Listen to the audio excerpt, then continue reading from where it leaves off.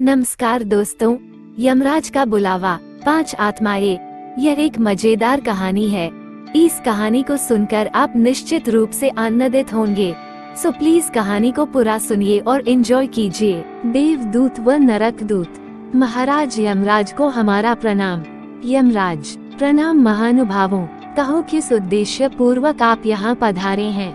देवदूत, महाराज स्वर्ग अधिपति देवराज इंद्र ने ये संदेश भेजा है कि भारत से आने वाली किसी आत्मा को स्वर्ग ना भेजा जाए।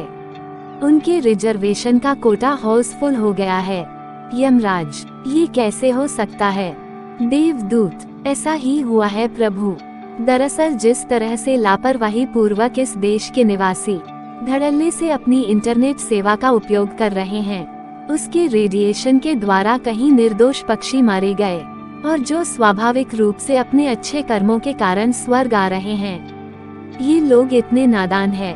प्रभु बेवजह ही अपनी इंटरनेट डाटा ऑन रखते हैं और पर्यावरण के प्रति भी बहुत लापरवाही इन्होंने दिखाई है। सरकार के द्वारा प्रयास करने के बावजूद इन्होंने पॉलीथीन बंद पर सरकार का समर्थन करना तो दूर, उसके उपयोग में थोड़ा भी कमी नहीं की। महाराज इंद्रदेव ने ये निर्णय लिया है कि भारत से केवल निर्दोष जीव जंतुओं और पक्षियों को स्वर्ग मिलेगा।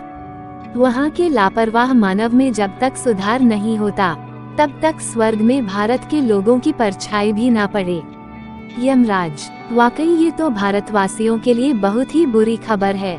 बेचारे, तुम क्या खबर लाए हो नरकदूत। नरकदूत, प्रभु नरक के महाराज शैतान का कहना है कि भारतवासियों के लिए नरक में भी कोई स्थान नहीं है। यमराज, ये क्या। नरकदूत, हाँ महाराज, दरअसल बात यह है कि भारत की सेना के जवान आए दिन इतने आतंकवादी मार रहे हैं कि नरक उनसे ही फुल हो रहा है।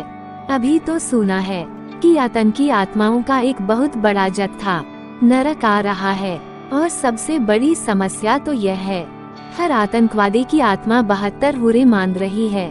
अब इनके लिए नरक में 72 हुरे कहाँ से लाएं? यमराज, तो फिर क्या करते हो। नरकदूत, हम नरक की पिशाचियों चुड़ैलों को ही मेकअप कर करके उनकी इच्छाओं की पूर्ति कर रहे हैं।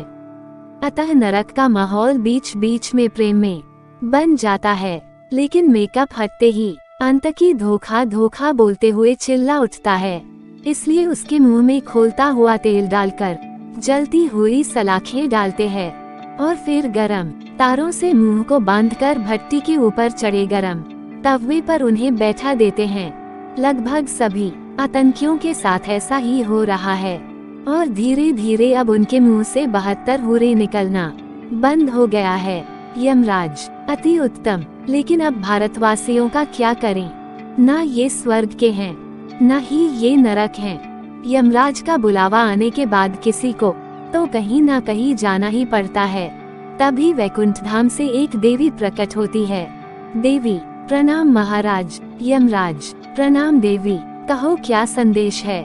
देवी, महाराज, प्रभु त्रिलोकीनाथ की यह इच्छा है कि उनके प्रिय देश भारत से किसी को स्वर्ग या नरक में ना भेजा जाए, अपितु वही भारत में भटकने के लिए छोड़ दिया जाए। यमराज, ऐसा क्यों देवी। देवी, महाराज, भारत के लोग अपने आप में कोई सुधार करना ही नहीं चाहते।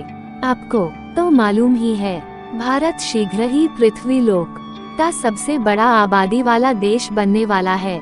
वहाँ के लोग धर्म के नाम पर संतान को ईश्वर की इच्छा का बहाना बनाकर निरंतर जनसंख्या बढ़ा रहे हैं।